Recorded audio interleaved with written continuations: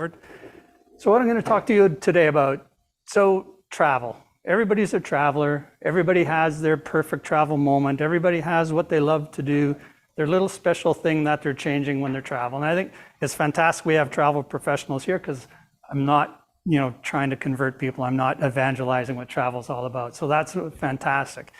The important thing is when we started Tripian, it was about finding those unique moments, those unique destinations, the thing that makes travel significant for you.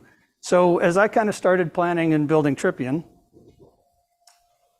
what travel means to me is club sandwich. People go, gee, Jeff, why a club sandwich when you travel? So here's the thing. When I was a kid, my dad traveled on the road with Manitoba Hydro. He would go to all these little towns, all these places around Western Canada, and he'd come back and tell us about his next perfect club sandwich he found. That was his way of exploring local. He would go talk to locals, talk to people, find out where the perfect club sandwich was. And I've kind of picked that up. So now when I travel and I go, it's all about finding a club sandwich. The interesting thing, I'm not alone. In 2024, what's happening is more and more people traveling want these unique experiences. People just don't want to go to the Louvre. People just don't want to go to the Vatican. They want to find those authentic local experiences, and that's what we've been working to building towards. So it's all about connecting the traveler. They want a higher degree of control and personalization. They want flexible itinerary, flexible plans that are theirs, and different sources of influence and data to make the trip their own. And that's kind of what we do at Tripian. That's what I've been talking about for years now when you guys listen to me. I could go on and on about AI, traveling, points of interest, data, algorithms, planning, matching, personas, personalization, but I'm not, because I don't want to bore you. But what we did is we built an artificial intelligence plan system that goes with deep personalization, matching against your preferences, where you're going, time of day, location, crowds, whether places are open, whether places have moved, and we create your perfect day, your perfect half day, your perfect 2 hours. We'll help you find your perfect club sandwich. Where it gets into it, and this is where people think, okay, what's about the technology? As I've said, it's all about data and data modeling. I'm going to talk a little about AI today, and I think AI is applicable to every business because we were building AI 10 years ago, 15 years ago. Anybody who's been building in technology has been building AI. Why? The current definition of AI that's commonly used, it's when you combine data with algorithms, that's AI. It's just now the current processing allows you to access way more data. The current processing allows you to run way more algorithms in faster, quicker time to generate these results. So that kind of AI and processing can go into any kind of business. We just so happen to be using it in travel because it's kind of something I think a bunch of us in here are passionate about, and it's something we can all relate to. There's the magic. The engineer in me breaks down a romantic travel business into an equation. And that's what it is. If you got a business model, it's got to be an equation. So what Tripian does is we're data and algorithms, as I just mentioned, plus the UX, which is the user experience, giving people something to engage with. The main thing here is distribution and perceived value. I think in all of our businesses, it's how do we get our product in front of people? How do we get that distribution? More importantly, what's the perceived value? Who wants what it is we're offering? How are we making that available? At the end of the day, you combine that, and we do it into personalized recommendations that gives our travel value. This my little leave behind. This is the equation I ripped off from a scientific publication. And really, this is every business. Your data plus your model, UX, perceived value to customers is your new AI MVP. So shortcutting it in travel, it's kind of what we do. I didn't want to get into a demo because, I don't know, I want to hear Jed talk. That's far more interesting. But what I will do is I kind of want to segue it to Jed. I want to bring it back to the club sandwich. And to me, the club sandwich is significant as well. Because what does a club sandwich mean? It means you're not going to McDonald's. It means you're not going to a chain restaurant. When you're finding a club sandwich, you're supporting a local business. You're probably supporting a family diner. You're probably going into the local community off the beaten path and off the track.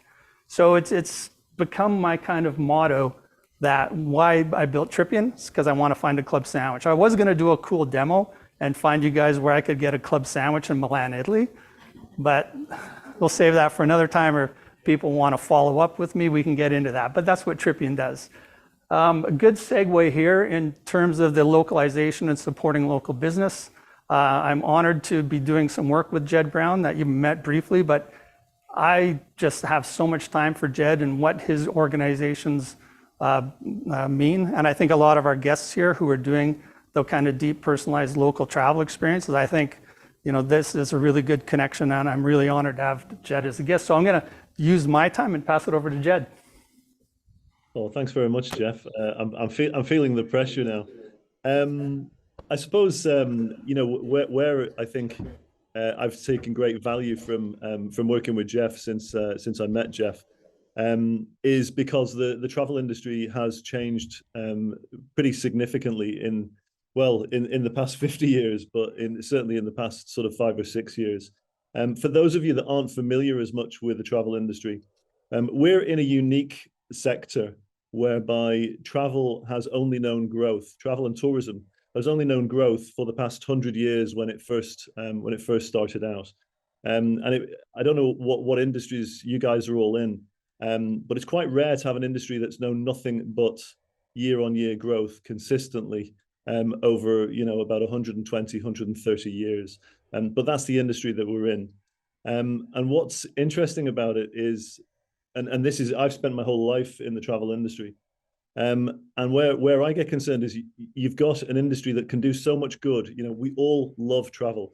That's why I got into travel when I left uni. I could have earned, I'm sure, an awful lot more money in any other industry. But here I was effectively selling people's dreams. I started out as a travel agent. And I thought it was great because the single biggest expense that any of us have in a year that we're not buying a car or a house is probably our annual vacation. And it's money that we're absolutely happy to part with because of the experiences that we get. It's also an industry that engenders greater peace and understanding. The more that we travel and understand different cultures and different peoples and different locals wherever we go, then it's very hard to hate on them because we understand all of a sudden their way of life.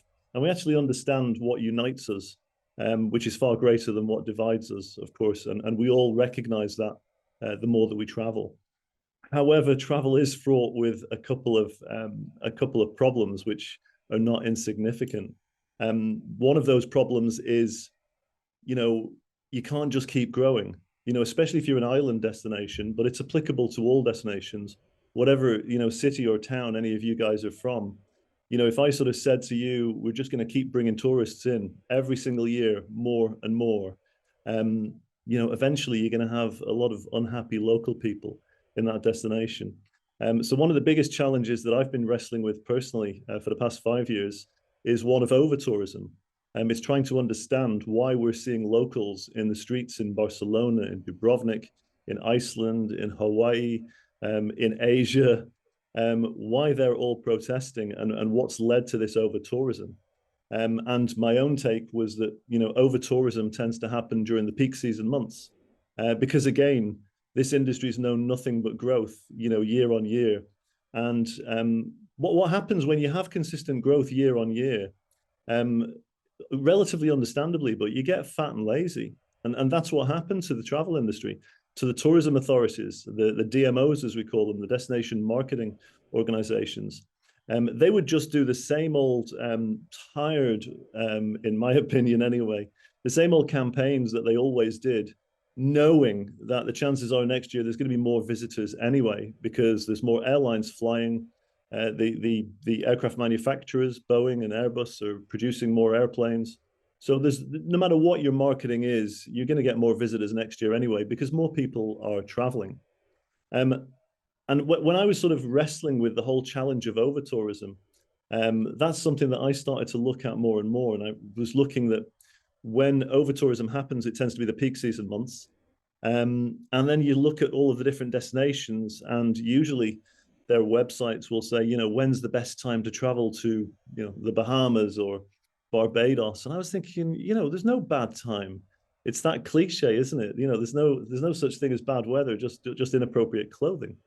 And for me, having traveled quite a lot around the world during the low season months, because I prefer it. I hate crowds, by the way. I should point that out. One of my little quirks is I don't like crowded places. They stress me out, and I don't think I'm the only one. So I travel during the low season months, and that was when it kind of hit me about 5 years ago. It's like, well, we don't need to have all of these people forced into these peak 6 months every time. We should be spreading them out, and why don't we do that? And I was sort of, thinking it through, and it kind of made a logical sense to me that we should promote the low season months in a positive and proactive way, and share with people the magic of the low seasons, when you can interact more with the locals because there's less tourists around. You're delivering a positive economic impact to the local destination at a time when they need it. They don't need it, frankly, in the peak season months because they've got enough tourists. And it made a lot of sense to me. And then I started to look at how tourism authorities typically handle this. And what they do is they say, look, effectively, it's not the best time to come, but we'll stick a 50% off sticker, and, just come because it's cheap. Which I think does a disservice to those kind of destinations, because the experience is unique. So I set up Low Season Traveler for exactly that purpose. It does what it says on the tin. And the whole mantra is it's for people who I suppose are a bit anarchic. It's for the people who, if you go to Paris and everybody's saying, oh, if you go to Paris, you've got to go to Notre Dame. These are the kind of people that would say, screw that. I'm going to go down a side street somewhere and find another little local church away from the tourist masses. And I'm going to find the magic there. And therefore, our kind of ethos was always, look, if you're a peak season traveler and you want to go where all of the crowds go, if you like to follow the crowds, that's cool. Go your own way. And there's a million companies out there that'll help you. However, if you've got a pioneering spirit, if you're craving something, an experience that's truly unique and that de facto most people don't get to experience, then come with us and we're going to show you something really fucking cool, excuse my language. And that's the whole, so you're almost challenging them to sort of say, look, if you want to be one of the crowd, that's cool, man, you're not one of us.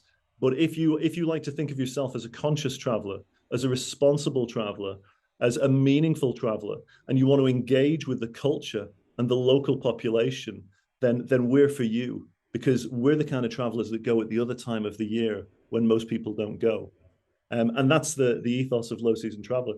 And I guess, that is why when I first met Jeff, why I was instantly drawn to what he's doing with Tripian, because with what Jeff's doing and the team that they're doing at Tripian, is it's engaging people on those local stories and those local experiences that aren't necessarily mainstream, but they deliver the most impact to the local economy at a base level. And they also reduce economic leakage, by the way, because one of the other problems that we have in tourism, one of the many problems, is there's a huge challenge with economic leakage. So if I go to, if I book through booking.com, I don't, by the way, but if I was to book a stay in Toronto and stay at, I don't know, the Hyatt Regency, there's an amount of economic leakage there of the money that I pay. So much goes to booking.com in the Netherlands. So much goes to Hyatt HQ. I'm guessing it's in the States. Forgive me if it's not. And therefore, what we're trying to tell, I suppose not tell, we're trying to encourage travelers to make sure that as much of your money stays in the local destination as is possible. And that reduction of economic leakage can make a very big difference to the small businesses that are based there. And again, that's where Tripian comes in. And we're delighted to be working with Tripian. And I've just suddenly realized I feel like I've been speaking for a very long amount of time there, Jeff. Am I over the mark or? No, you're good to go. We're gonna open it up to questions in a moment. But sure. If you've got a few more things that you want to say about intentional travel, certainly this room would like to hear it. I think one of the other things to sort of have a look at, and something I worked for quite some time for a big data organization based out of Spain, in Valencia, actually, in Spain. Side note, if you haven't been to Valencia in Spain, I promise you, it's the best kept secret in Spain. It's the third largest city, and it's absolutely fabulous in all regards. But that's a side note. I was working for a big data organization called Forward Keys, and what these guys do is they track and monitor real time traveler data, and it's anonymized, so they get effectively the air ticket data, and they won't know the passenger's name, they won't know the passenger's sex, their date of birth, or anything else, but they'll know every single movement. So they will know today how many arrivals, as at today, Toronto Pearson Airport is going to have, in 3 months' time, and how many of those passengers have originated from Beijing or Manchester in the UK or anywhere else. And it's fascinating stuff. I used to think the data was the boring side of the travel industry, and working for the guys at Forward Keys, I could see actually it's the really interesting stuff. But that caused me to look at the big picture of the travel industry. So as you can probably tell from my accent, by the way, I am from Manchester in the UK. It's like nearly 10 o'clock at night here.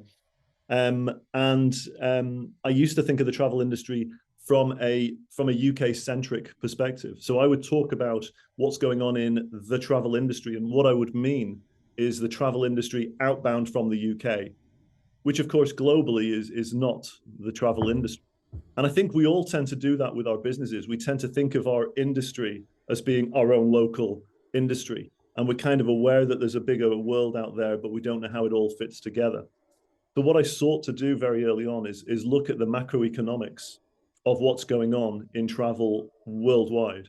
So Canada as an outbound market, Canada as an inbound market, Australia, China, everywhere in the world. Look at the big picture. And what I saw in 2019, and for you guys, some of you may know, but the world saw 1.4 billion international arrivals. So 1.4 billion tourists in 2019. And at this point, I mentioned this to Jeff yesterday, I always like to highlight, and I think it's important to highlight, when we talk about millions and billions, we hear them on the news, these figures all the time. And I don't know about you guys there, but I don't deal in millions and billions. And it's very hard to kind of quantify that. So when we're talking about that, I always like to break it down like this. If you were to go back 1 million seconds from right now, you'd be about 13 days in the past. If you were to go back 1 billion seconds from right now, you're about 28, 29 years in the past.